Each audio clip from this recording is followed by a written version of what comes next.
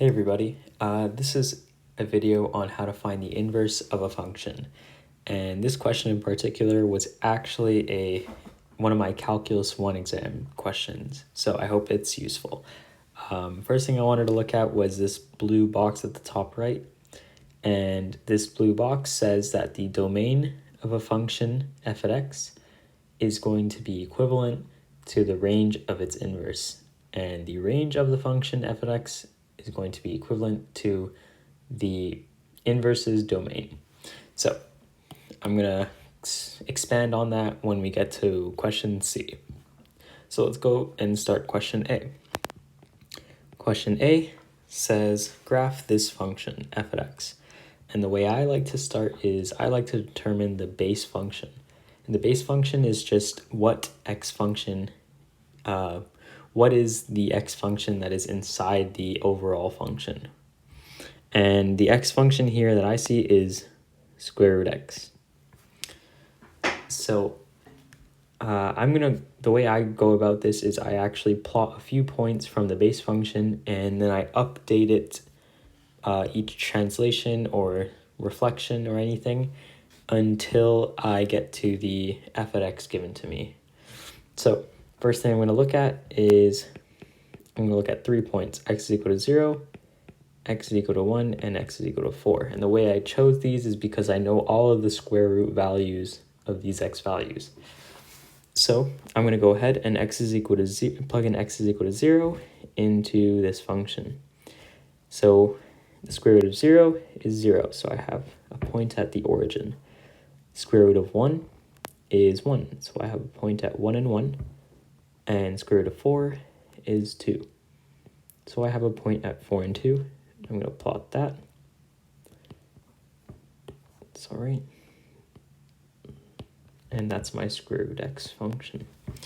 Now I see from the f of x, the first thing I see is there's a negative in front of the root. So that means that you're going to reflect it about the x-axis. And what that means is that your x values are not changing, but your y values are going to be multiplied by a negative. So my 0, 0 remains the same. My 1 and 1 point turns into 1 and negative 1. So right here. My 4 and 2 point turns into 4 and negative 2. So right there. And that's my new plot. This is negative square root x. And now I'm going to erase the old one so we don't get confused. So next thing I see is a horizontal translation, or x, the minus 2 inside the square root. So when I see this square root x minus 2, all I'm really focused on is x minus 2 right here. This is for the horizontal translation.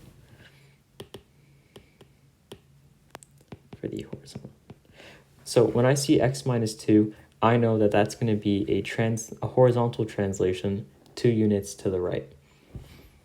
So 0, 0 is going to turn into 0 and 2. 2 and 0. My 1 and negative 1 point is going to turn into 3 and negative 1 right here. And my 4 and negative 2 is going to turn into 6 and negative 2. So let's put that right there.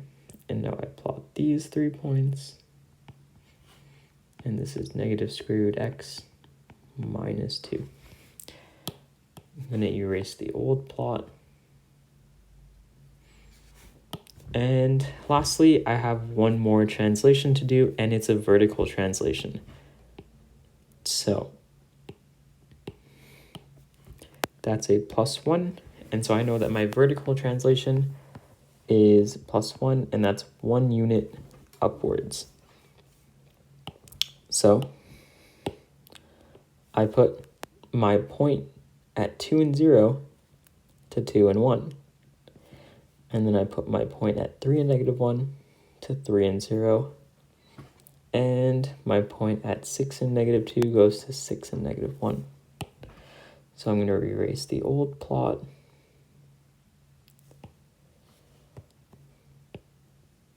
And my new plot's going to look like this. And this is going to be my final f of x function, which is negative square root x minus 2 plus 1.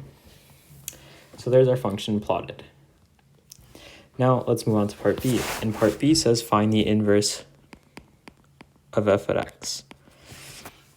So the way I'm going to do this is by using steps. So step 1 is going to be linear equation.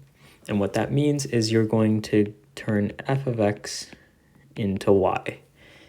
So basically, from what's given to us at the top right here, we're going to change f of x into y. Y is equal to 1 minus square root of x minus 2. And step 2 is going to be swap x and y.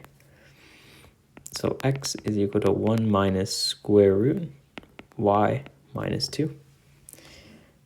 And step 3, we're going to solve for y in 2.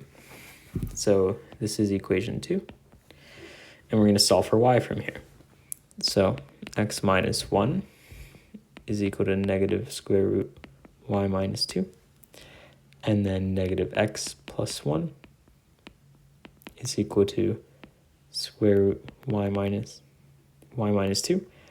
And then I'm going to square this to cancel out the square root. So I square both sides. And I'm left with negative x plus 1 squared plus 2 is equal to y. And that's going to be my inverse. And there's just one step more, and we put it into inverse notation. And what inverse notation is basically this. So you just turn y into that. So we're going to put that as f at negative 1 to the power of x is equal to negative x plus 1 squared plus 2. And this is our solution, or our inverse. Okay, so we have our inverse, and it says to graph it also. So the way you can do that is you can either graph this function that we just found, or the way I did it and the way I would do it every time is so first you would have to look at f of x, and it's good because we already have it graphed. So I am going to look at these 3 points, point 1, point 2, and point 3. And so at point 1, I have coordinates 2 and 1. Point 2, I have coordinates 3 and 0. And at point 3, I have coordinates 6 and negative 1. My inverse, what an inverse is actually doing is it's swapping the x and y values. So what I'm going to do is I'm going to swap it. So my inverse data point for this point 1 is going to be 1 and 2. And for point 2, it's 0 and 3. And for point 3, it's negative 1 and 6. So now that I have these points, I can just plot it and I'll get my inverse. I'm going to do it in this blue color. So plot 1 and 2. So 1 and 2 right here. 0 and 3 right here. And negative 1 and 6. Sorry, I don't have 6, so it should be somewhere about here. What this is going to look like is something like this. And that's going to be f at negative 1x, or my inverse. I know the graph's not too amazing, but if you just follow this way and you plot your data points, you should get the correct graph. Okay, so let's move on to part C. Part C says find the domain and range for f at x. And I'm going to look at this plot right here, which is my f at x plot. What this is telling me is that I'm going to actually move this out of the way.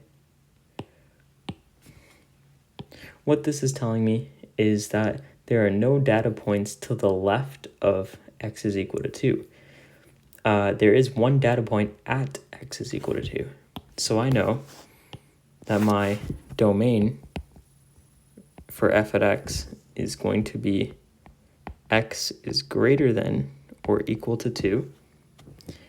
And we know from here it goes all the way to infinity. So I'm going to put, but it's less than infinity. That's not required. Usually you just do this and you're fine. But I want to write this so that you can write it in interval notation, which is better. And interval notation basically is written like this. Square bracket to infinity, round bracket. And what this means is the square bracket means equal to, and the round bracket is just greater than or less than, but not equal to. So one thing to note is that when you use infinity in any of your domain and ranges, it's always the round bracket. Okay, so let's do the range. And the range does not surpass 1 in the vertical. So it actually goes from a maximum y value of 1, and it decreases as x increases. So that means it'll go towards negative infinity.